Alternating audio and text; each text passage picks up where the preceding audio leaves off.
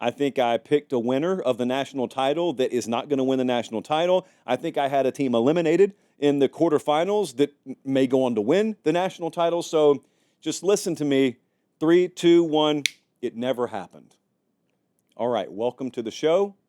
I am ready for the first time ever in 2024 to predict the national champion.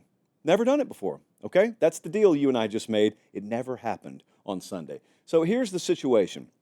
Not only am I going to just repredict this whole thing right quick, I am also going to give you what the lines will be on these games if they happen, because I did want some newness to feature to you tonight. So I hit up FanDuel. I said, hey, here's what my bracket's going to be. Give me the lines. If these games happen, give me the lines. And they said, wait, didn't you predict it Sunday night? And I said, shh. And I did the finger snap on them, and they said, oh, okay, we get what you're doing. Okay, so throw the car in reverse. Here's what the lines would be. So the college football playoff is seeded. We've got the matchups. We know where they are. We know what the lines on the first-round games are already going to be. But here's how the bracket looks right now. It's very pristine. No one's been eliminated. There will be chaos and anarchy soon enough on a college campus or campi, the plural of campus, near you soon enough. So up in this top region, do we want to call it a region, Colin and Jesse? Whatever. In the top part of the bracket, you got to visualize this if you're listening on podcast. You know we got Clemson versus Texas. Texas is favored by 11.5. And you got Tennessee at Ohio State. Ohio State's favored by 7.5. Now, I haven't really changed the way I think these games are going to go. I do think Texas will beat Clemson, just like I already did. I am just utterly fascinated to see if Steve Sarkisian does a healthy assessment of his offense and says, I think I need to incorporate Arch Manning more here. I would. I have called offenses for a grand total of 0 years in my life. I've played Xbox before, so that makes me an expert, just like I've watched Law & Order before, so I could do brain surgery on someone. Or no, that's ER. Yeah, you get the point I'm making, though. So Texas over Clemson, I feel confident about that one. I don't feel nearly as confident about Tennessee, Ohio State, but why not? I'll take Ohio State. I'll take the 7.5-point favorite. I'm nervous about it. Don't get me wrong. Tennessee's that team in the first round that I am having eliminated in the first round as of now that could go on to win the whole thing. I'm uneasy, very uneasy about it. So that's how I have it. I have Texas advancing to play Arizona State, and I have Ohio State advancing to play Oregon. Now, we thought they were going to face off in the Big Ten title game. They didn't. As this stands, this wowould be the rematch of that regular season game, and that one would be in the Rose Bowl, by the way. Just to let you know where these games would be, Texas, Arizona State would be in the Peach Bowl or in Atlanta, and Ohio State, Oregon would be in the Rose Bowl. Those would both be New Year's Day, I believe. I know the Rose Bowl game would be New Year's Day. All right, so freeze that in your mind. Nothing's really changed. That's what I predicted Sunday. Now, in the bottom half of the bracket, if you want to call it that, we got all these first-round games. We got Indiana at Notre Dame. All right, Notre Dame's favored by 7.5.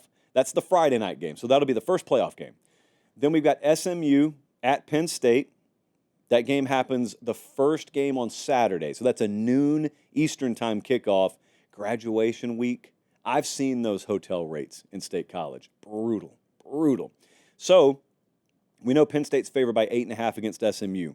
I have got Penn State beating SMU because I think they're the better team and they have home field advantage. We'll break the game down later. I'm just, for broad strokes purposes, I'm letting you know I'm picking my same winner there.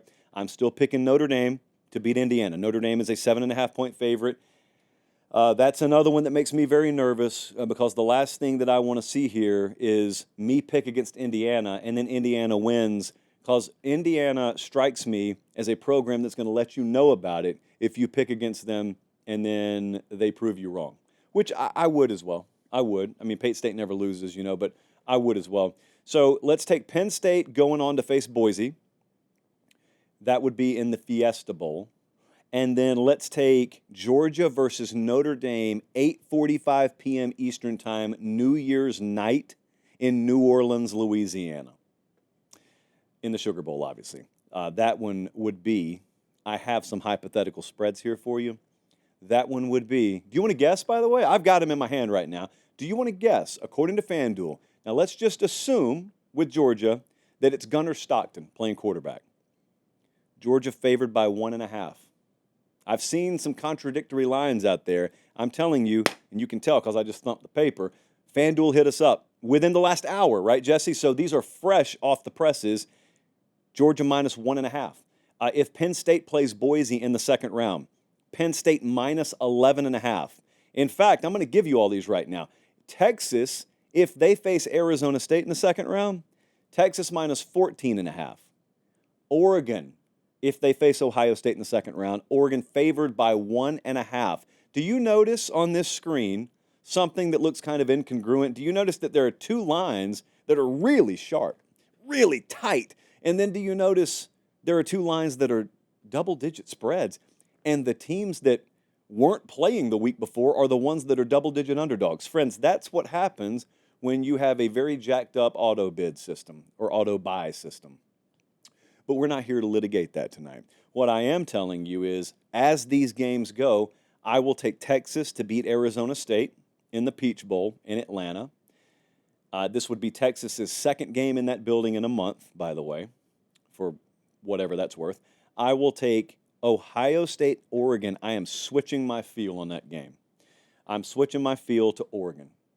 I think Oregon beats Ohio State in that quarterfinal game. They move on to play Texas in the semifinal. In the lower half, I'm keeping it the same. I still like Penn State over Boise. Penn State, 11.5-point favorite. I still like them over Boise in the Fiesta Bowl. Nothing's changed there. Notre Dame, Georgia is where I am swerving. I thought about this more on the flight home Sunday night because I had just picked Notre Dame to beat Georgia. And I've got a theory on Georgia that I really cooked up mid-flight, and I started to formulate some immediate regret in my mind. Georgia is the best football program in the country, and I believed that coming into the year, and I would still believe that if Texas had beat them the other day. You don't tear down a program overnight, over the course of one season. So Kirby Smart runs the best program in the country. The reason I mention that is because it takes a lot more than losing one player to tear down a program. And if you have an incredibly strong program and you've got veteran guys in that program, including at the quarterback position like Gunnar Stockton, what you'll find sometimes is you'll find when the starter goes down and the backup is inserted, it's not nearly as steep a drop-off as you thought it would be. But let's just say from a raw skill standpoint, there is a drop-off. There was a reason Carson Beck was starting, obviously. So let's say there is a drop-off. If you are a quarterback-centric team, then you're screwed. But if you're not a quarterback-centric team, if you are a culture, high-level program, guys bought in, willing to go over the cliff, if you're that kind of program and you're ultra-talented, what happens is you got 2 or 3 weeks to lead up to a game.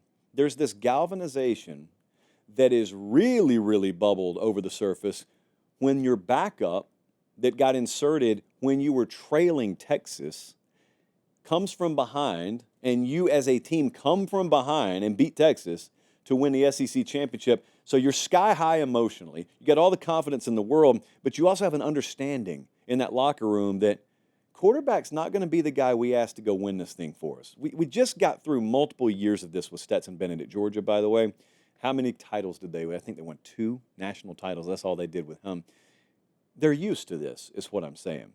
And so I think there's a part of that program's DNA that relishes the opportunity, not that you wanted to see your starter go down, but that relishes the opportunity to go in, back against the wall. There will be a lot of folks doubt them because they are playing with their backup now. And I'm looking at the draw they have, and I'm looking at Notre Dame versus Georgia. Notre Dame's not running away from you. Also, Notre Dame's not running through Georgia because no one runs through Georgia. So I actually like Georgia's ability to win that game, Carson Beck or the backup, Gunnar Stockton. And that would move them on to play Penn State in the semifinal. And you know what? I'd pick Georgia to beat them. I'd pick Georgia to beat Penn State in the semifinal. It's a roster game. You've got Texas, Oregon in one semifinal. You got Penn State, Georgia in the other semifinal. From FanDuel, the odds on these games, the numbers on these games would be Oregon favored by 1.5 against Texas. And it would be Penn State, Georgia, pick 'em. Now, it is my belief that if Gunnar Stockton and Georgia play at a high level against Notre Dame, that would be enough to move the market. I actually think Georgia would end up being favored slightly in this game, but it would be a tight spread. So those would be your semifinal matchups. We got a lot of folks watching live. Let me remind you guys, if you have not subscribed to this channel, this YouTube channel and the podcast already, it's free. We want it to be free forever. A lot of you may think you're subscribed, but you're not. We appreciate you watching. Please keep watching and listening. All I ask you to do is subscribe.